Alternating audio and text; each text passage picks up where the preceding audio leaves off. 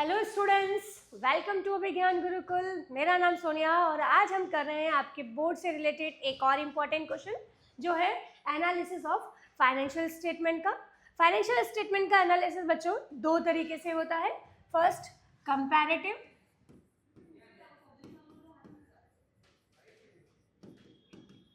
Comparative method से, और दूसरा होता है common size.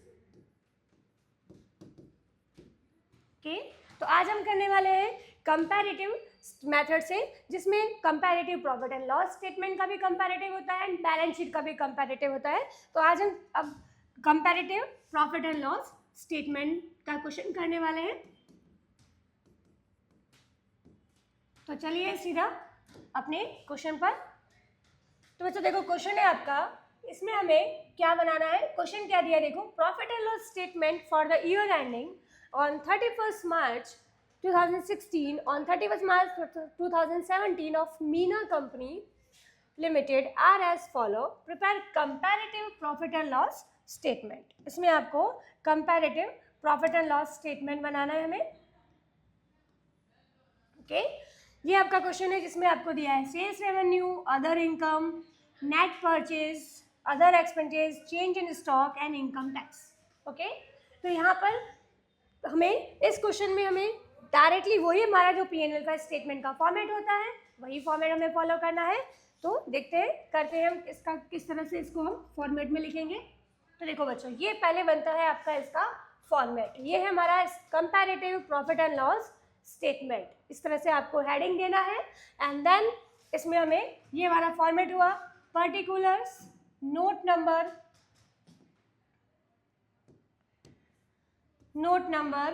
March 16 and 17। March 16 and 17 देखो बच्चों, ये हमारा दो ईयर्स की इंफॉर्मेशन दी हुई है आपको 17 एंड 16 की।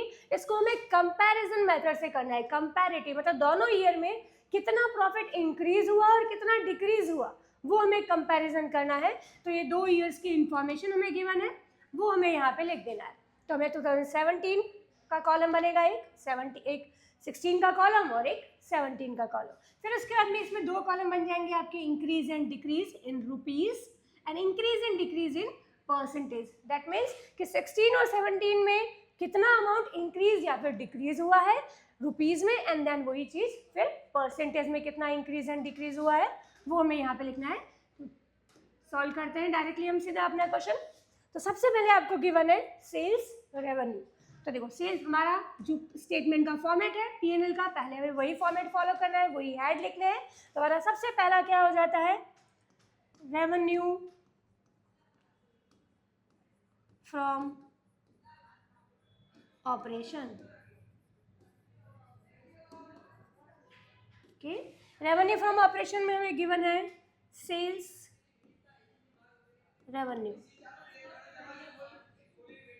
ओके, सेल्स रेवेन्यू की हमें इंफॉर्मेशन कितनी गिवन है। तो सेल्स रेवेन्यू की इंफॉर्मेशन देखो, ये हमारी 16 की इंफॉर्मेशन है, ये 17 की इंफॉर्मेशन है। तो 16 का दिया हुआ है सेल्स 52 लाख एंड 17 में 45 लाख। तो हम यहाँ लिख देंगे 16 में 52 लाख एंड 17 में 45 लाख। ठीक, revenue from operation, sales revenue. Then next आपको दिया है अदर इनकम। तो यहाँ लिख देंगे हम अदर इनकम।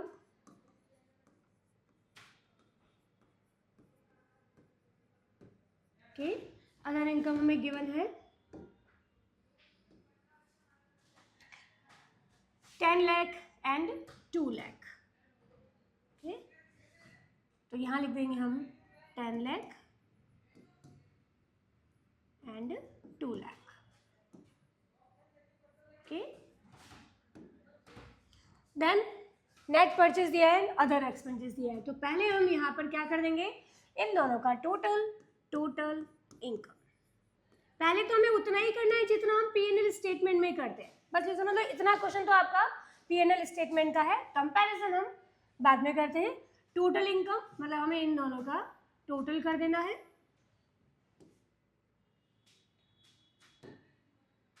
टोटल हो गया हमारा, ये हो गया 52 + 10 62 लाख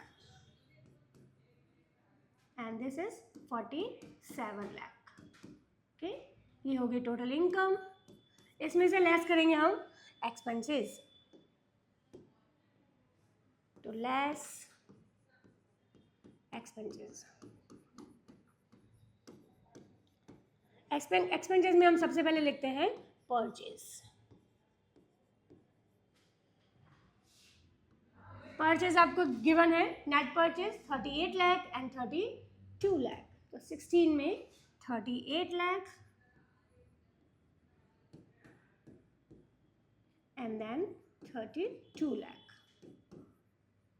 ओके, नेट परचेज के बाद आ जाएगा हमारा यहाँ पर change in stock. Change in stock हम ओपनिंग और क्लोजिंग स्टॉक, ओपनिंग में से क्लोजिंग स्टॉक माइनस करके निकालते हैं। यहाँ हमें directly change in stock given है, बट दोनों ही देखो बच्चों माइनस में दिया हुआ है, मतलब ओपनिंग स्टॉक से क्लोजिंग स्टॉक ज़्यादा है, तो ये माइनस का 1 लाख एंड ये माइनस का 2 लाख। तो हम लिख देंगे यहाँ पे 1 lakh and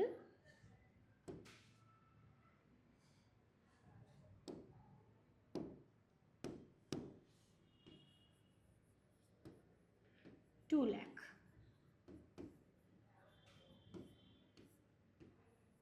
okay, now next आता है हमारा एम्प्लॉय बेनिफिट एक्सपेंसेस, वो हमें नहीं गिवन है। देन आता है फाइनेंस कॉस्ट, वो भी हमें नहीं गिवन है। डेप्रिसिएशन आता है, वो भी नहीं गिवन है। बस सीधा देन दे दिया हमें अदर एक्सपेंसेस, और वो अदर एक्सपेंसेस आपको दिया है परसेंटेज ऑफ सेल्स पर। अदर एक्सपेंसेस वो हम लिख देंगे, तो यहाँ लिख देंगे हम other expenses. Okay, then in सब का टोटल करेंगे, तो ये हमारे टोटल एक्सपेंसेस हो जाएंगे। इसको हम बी एज्यूम कर लेंगे, B, and then total expenses हम लिख देते हैं। कितना आएगा टोटल एक्सपेंसेस? तो देखो टोटल एक्सपेंसेस आपको गिवन है बच्चों, देखो 2016 में परसेंटेज ऑफ सेल्स 52 लाख का 18%, तो 52 लाख का 18% it's 9,36,000।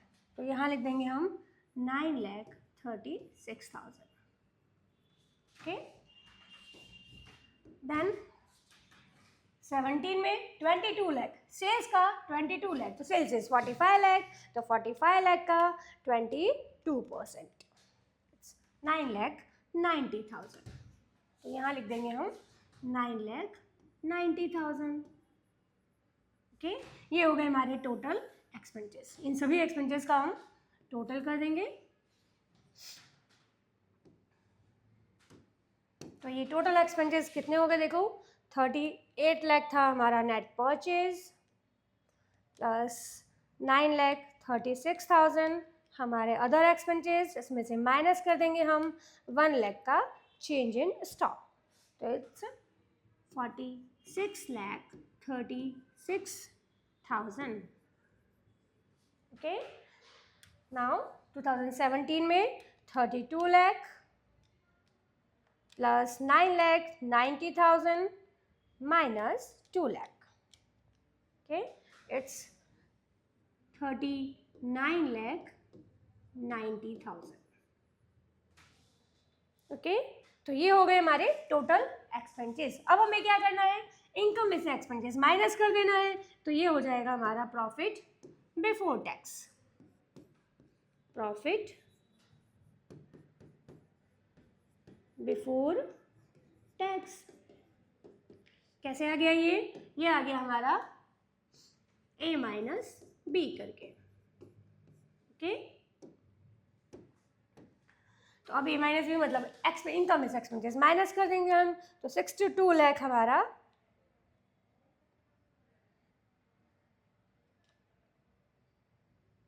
Minus 46,36,000. Okay, it's 15,64,000. Okay, now 2017 में इनकम था हमारा 47 लाख, माइनस कर देंगे इसमें से हम 39,90,000 के एक्सपेंसेस, इट्स 7,10,000. ओके तो ये हो गया हमारा प्रॉफिट बिफोर टैक्स। इसमें से हम माइनस कर देंगे टैक्स, तो लेस टैक्स। टैक्स आपको कितना गिवन था? तो टैक्स गिवन था हमें 30%। ओके 30% हमारा टैक्स निकल जाएगा इन्हीं का 30%। तो दोनों का निकाल देते हैं हम 30%। तो इसका आ गया हमारा 2,13,000। ओके और 2016 का हो जाएगा हमारा 15,64,000 का 30%। इट्स 469,210। ओके ये इसमें से हम माइनस कर देंगे तो ये लास्ट हमारा हो जाएगा प्रॉफिट आफ्टर टैक्स। ओके तो हम देखते हैं कितना है हमारा।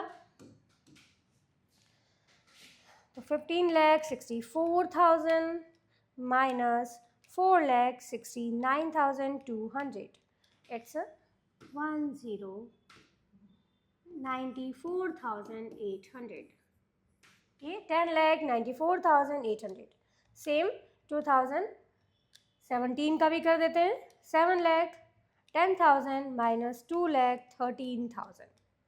It's 4,97,000। तो ये आ गया हमारा प्रॉफिट बिफोर टैक्स। यहाँ तक तो बच्चों हो गया हमारा बिल्कुल जस्ट P&L स्टेटमेंट जैसे हम बनाते हैं हमारे थर्ड चैप्टर में, सेम वैसे ही। अब हमें मेन इसका कंपैरेटिव करना है। तो अब हमारे ये जो कॉलम हमने बनाए increase and decrease, percentage and rupees, वो वाले कॉलम में यूज करने। तो सबसे पहले देखो बच्चों यहीं आप लिख दोगे कि इसमें हम ये चीज कैसे निकालेंगे।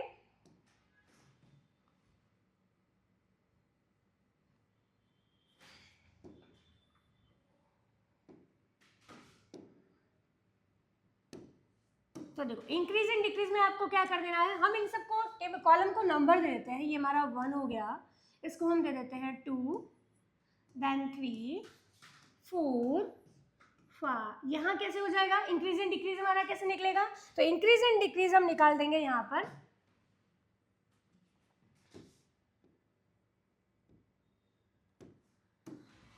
4 माइनस 3, मतलब 4 वाले कॉलम में से आप 3 वाले को वैल्यू माइनस कर दोगे तो ये आपका increase and decrease in rupees आ जाएगा। और जब हम परसेंटेज निकालेंगे तो ये हमारा, इसको हमने क्या नंबर दिया 5, मतलब 5 कैसे कैलकुलेट हुआ 4 माइनस 3 करके, और ये नंबर हुआ हमारा कॉलम का 6। ये हमारा कैसे कैलकुलेट होगा? तो हमारा जो 5 नंबर निकला है उसको कंपेयर करना है हमें लास्ट ईयर से 16 की वैल्यू से, मतलब 3 वाली वैल्यू से, मल्टीप्लाई 100। तो इससे आपका ये वाले कॉलम का सॉल्यूशन हो जाएगा। तो वेरी सिंपल, लास्ट ईयर से करंट ईयर से लास्ट ईयर को कंपेयर किया तो रुपीज़ में निकाला, एंड देन उसी से फिर हम परसेंटेज में उसको कन्वर्ट कर देंगे कि लास्ट इस ईयर जो डिफरेंस आया है वो डिफरेंस लास्ट ईयर की कंपैरिजन में कितना परसेंट है, वो परसेंट में हम यहाँ कैलकुलेट करके इसको बस लिख देंगे।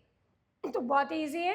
तो पहले हम ये देख लेते हैं। तो 45 जो प्लस में आ रहा है उसको आपको पॉजिटिव है तो पॉजिटिव में लिखना है, आपको क्या करना है 4 माइनस 3 करना है। तो ये हो जाएगा आपका 7 लाख, मतलब लास्ट ईयर के कंपैरिजन में इस ईयर 7 लाख डिक्रीज हो रहा है। तो डिक्रीज हो रहा है तो माइनस का साइन लग जाएगा यहाँ पे। देन यहाँ पर भी क्या हो रहा है, डिक्रीज हो रहा है 8 लाख, ये भी माइनस का साइन। देन 62 माइनस 47, तो ये 15 लाख, ये भी क्या हो रहा है डिक्रीज हो रहा है। ओके यहाँ भी हम देख लेते हैं। तो ये हो गया हमारा, ये भी डिक्रीज हो रहा है 6 लाख, ये भी माइनस का साइन। यहाँ पर 1 लाख डिक्रीज हो रहा है। ओके यहाँ देख लेते हैं हम 9,90,000 माइनस 9 लाख,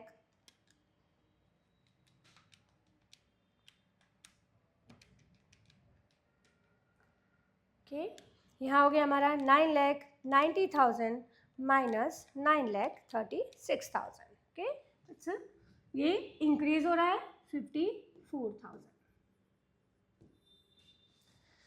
देन यहाँ देखते हैं 46,36,000 माइनस 39,90,000, इट्स 6,46,000. ओके, देन यहाँ देखते हैं सब जगह I think most of decrease ही हो रहा है, तो 7,10,000 minus 15,64,000, it's 8,54,000. Okay, then 2,13,000 minus 469,200, 2,56,200. Okay, and last 4,97,000 minus 10,94,800. Okay, तो 5,97,800 ये भी हो जाएगा हमारा माइनस में. ओके, नाउ अब हमें परसेंटेज निकाल देना है, तो जो आपकी 5 की वैल्यू आई है divide by last year, that means 7 lakh. अगर आपका इस ईयर का ये सेल्स का डिफरेंस है, इंक्रीज डिक्रीज हो रहा है, तो 7 lakh divide by 52 lakh multiply 100, तो इट्स 13.46 माइनस में. Okay, then next 8 lakh divide by 10 lakh multiply 100. Okay, तो 80%. परसेंट हमने यहीं भी एक बार लिख दिया है, तो फिर से आपको हर के आगे परसेंटेज लगाने की ज़रूरत नहीं है. Okay, then 15 lakh divide by 62 lakh